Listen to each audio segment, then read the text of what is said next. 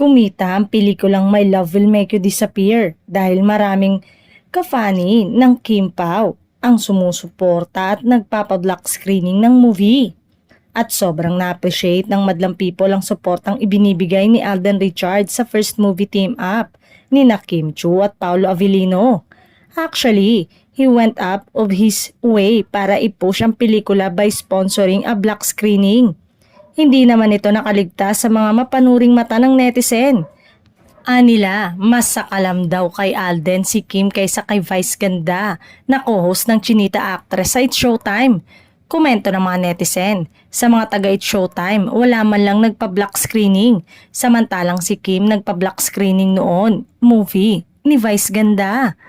Oo nga, to think na nagpa-block screening ang Kim Pao sa MMFF movie ni Vice. Anong nangyari kay Vice Ganda? Sa ngayon ay wala pang kahit na anong reaksyon ng It's Showtime host maging si Vice Ganda kung napanood na ang pelikula ni Kim Chu. May mga nagtanggol naman sa ang kabogabol na marahil at busy pa ito.